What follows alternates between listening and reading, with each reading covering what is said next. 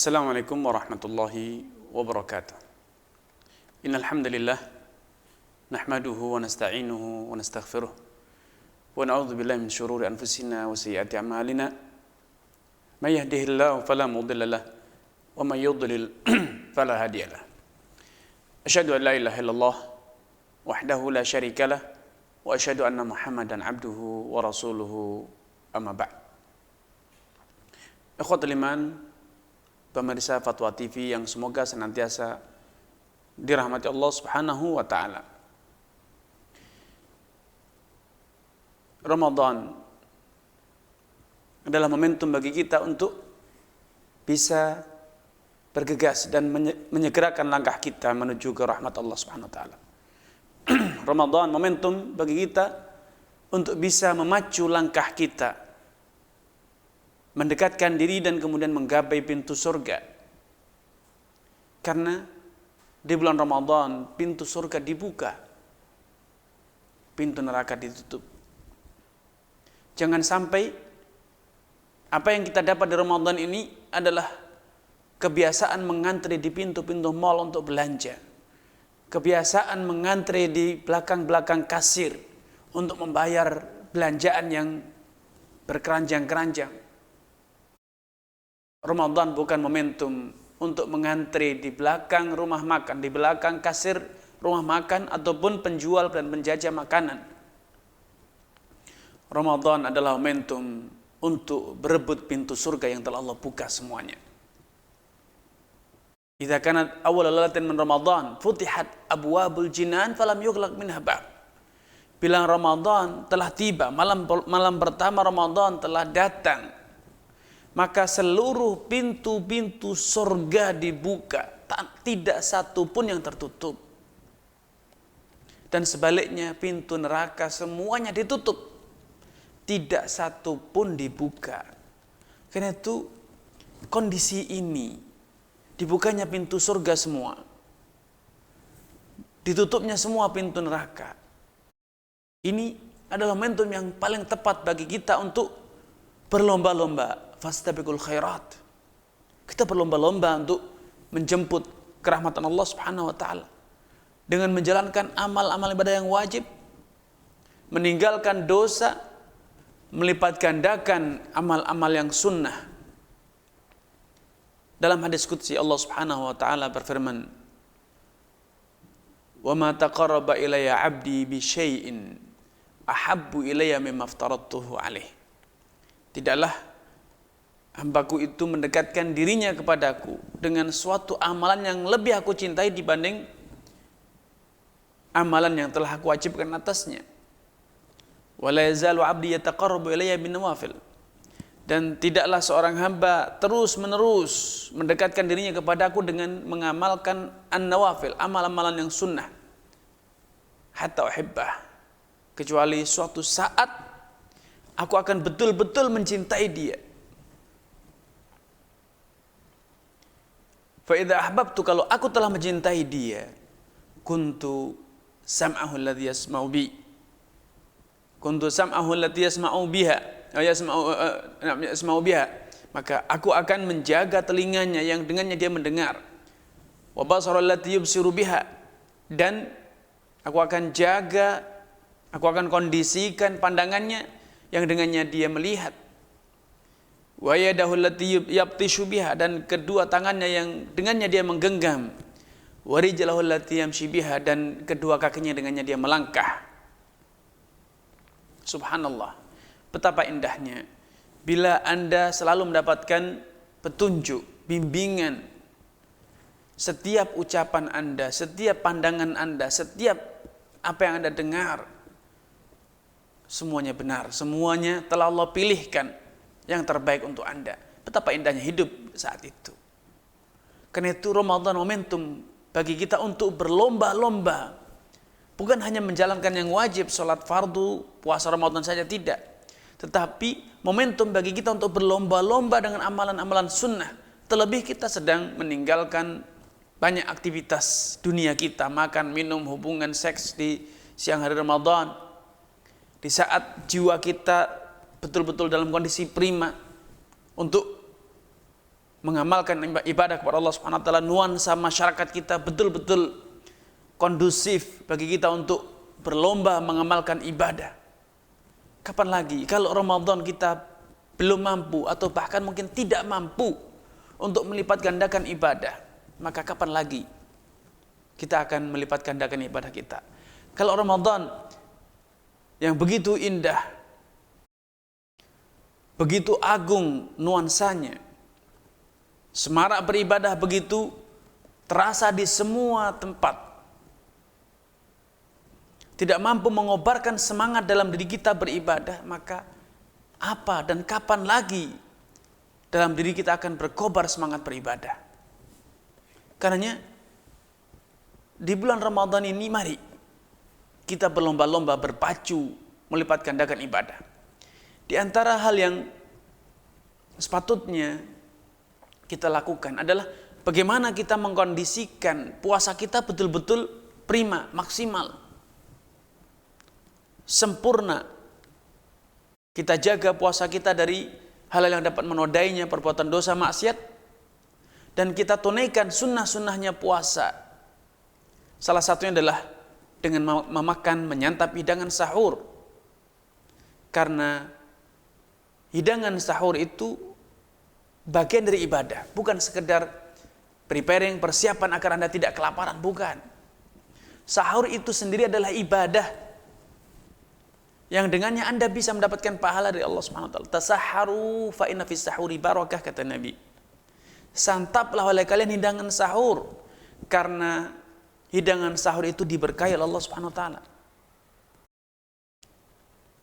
Jangan beralasan saya tidak lapar, saya cukup neguk air saja, tidak.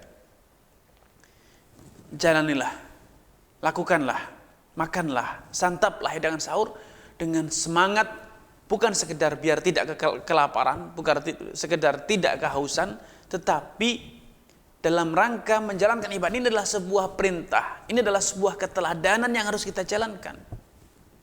Hadirkan dalam diri kita ketika kita menyantap hidangan sahur, meneladani Nabi SAW. Bahkan Nabi SAW dalam satu momentum mengatakan, faslu ma baina siyamina wa siyami ahlil kitab aklatus sahari, katanya. Perbedaan antara puasanya kita dengan puasanya ahlul kitab itu adalah hidangan santapan, makan sahur. Karena dahulu pada syariat umat-umat sebelum kita, mereka diizinkan untuk makan dan minum. Namun ketika mereka telah terlelap tidur, mereka telah tidur sengaja ataupun tidak sengaja tidur, maka mereka tidak lagi boleh makan. Sedangkan umat Islam tidak demikian. Justru kita diperintahkan untuk bangun berjaga malam, berjaga di tengah malam, atau terjaga dari tidur kita di tengah malam. Untuk apa? Untuk makan sahur. Bahkan Nabi SAW menegaskan, la yazalun nasu fi khairin ma'ajjalul fitra wa akharus sahur. Umatku akan terus berada dalam kebaikan, dalam pertolongan Allah, dalam perlindungan Allah, selama mereka menyegerakan berbuka puasa dan menunda, mengakhirkan sahur di akhir-akhir waktunya. Kenapa demikian? Begitu istimewakah makanan sahur? Ya, begitu istimewa, betul. Kenapa? Karena ketika Anda menyantap hidangan sahur, apalagi di akhir-akhir waktunya, maka itu adalah pembuktian diri tentang kesanggupan Anda untuk mengatakan sami'na wa ata'na, makan dan minum. Kemudian di saat Anda masih berselera makan dan minum, Anda berhenti sekejap ketika fajar telah terbit.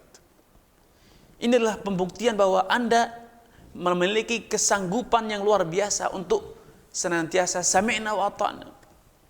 Demikian pula di sore hari ketika Anda menyegerakan berbuka puasa, itu juga implementasi, itulah sebuah training, sebuah pelatihan agar Anda dalam urusan-urusan yang lain memiliki sikap yang serupa, segera berhenti, segera lakukan, bukan lagi mengatakan saufa, nanti dan nanti.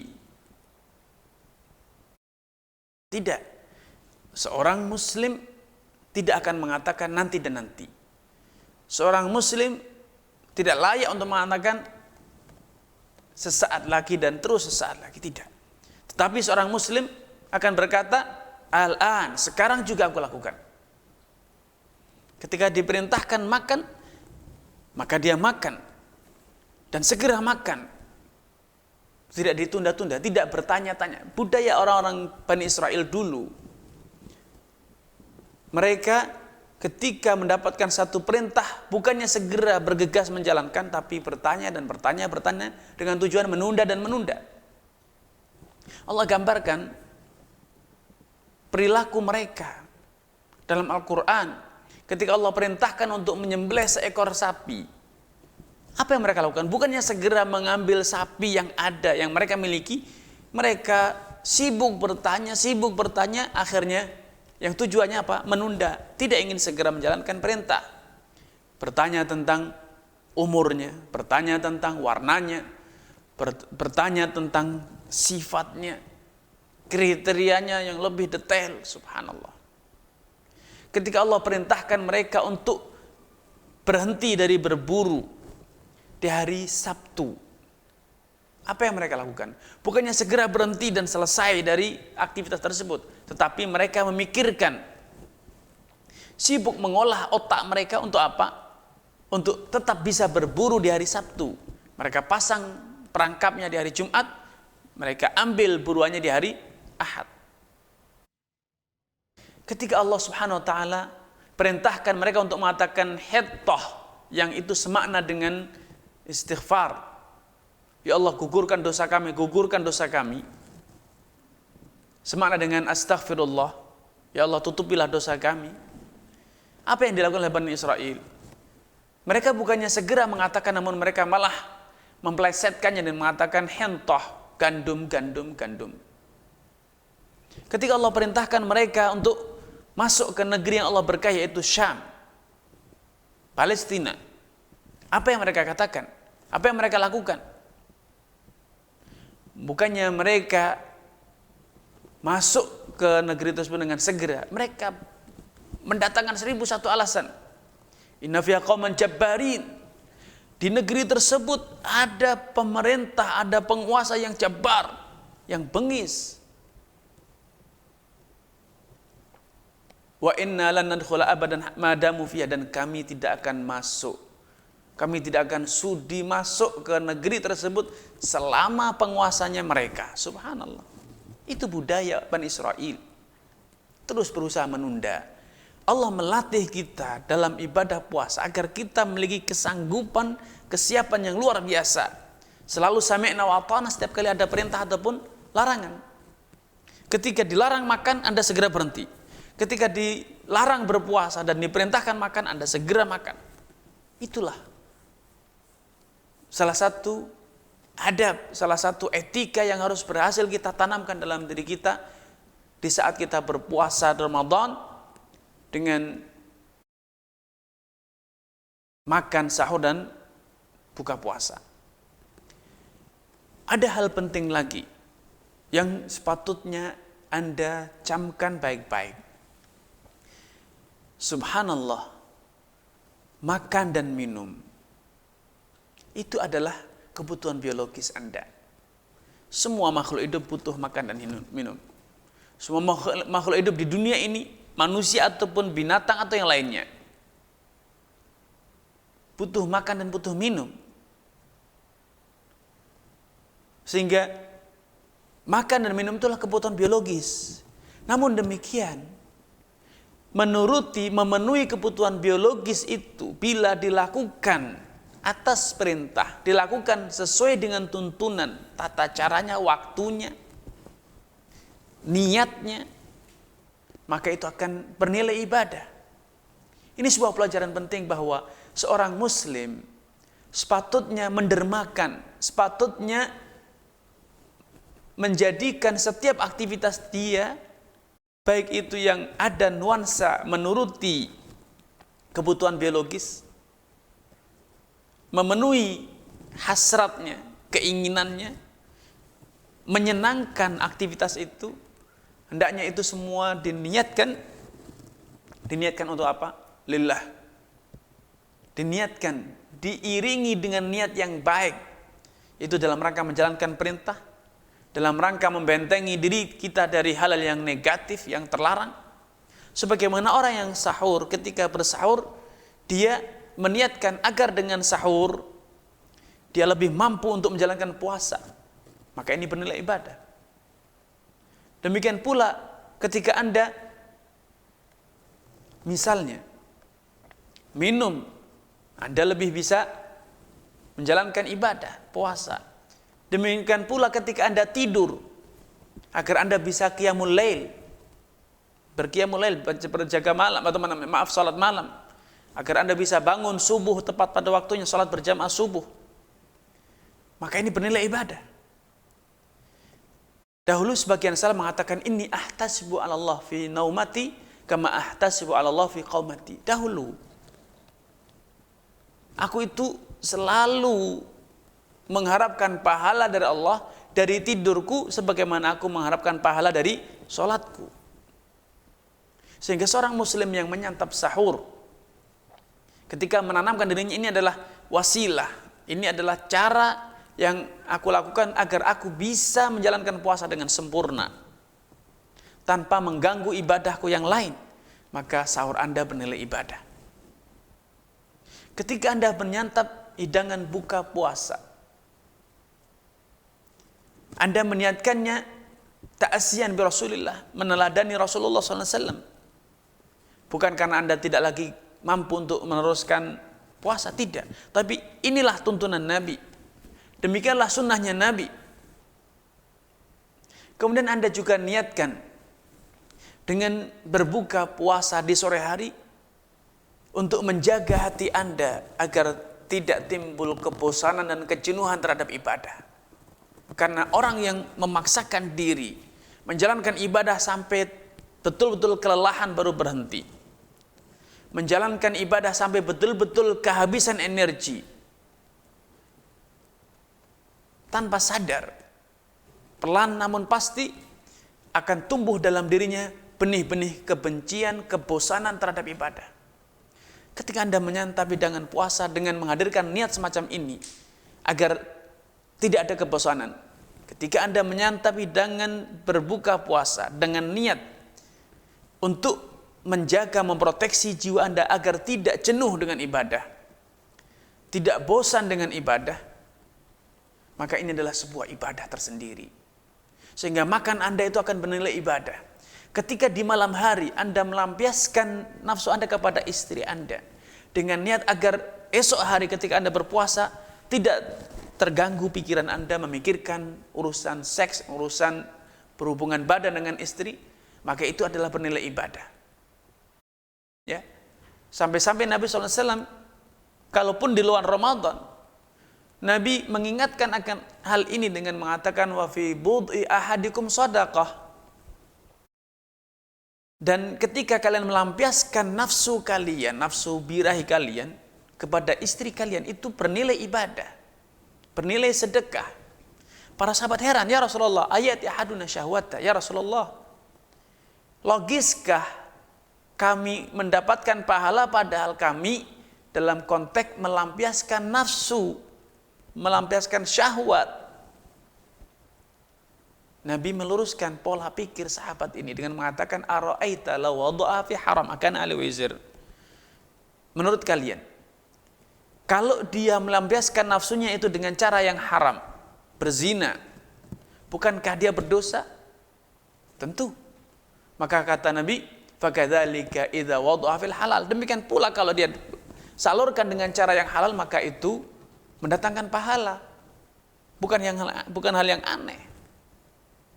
Nah, ketika Anda melakukan semua itu dalam rangka imtithalan, menjalankan perintah Allah, meneladani Nabi SAW, maka Anda mendapatkan pahala dari aktivitas-aktivitas tersebut, padahal itu hanya sebatas semula hanya sebatas menuruti tuntutan biologis, kebutuhan akan makan, minum, melampiaskan hasrat birahi, nafsu birahi. Itu kalau dijalankan dengan niat yang baik, maka bernilai ibadah. Dan lebih besar dari itu,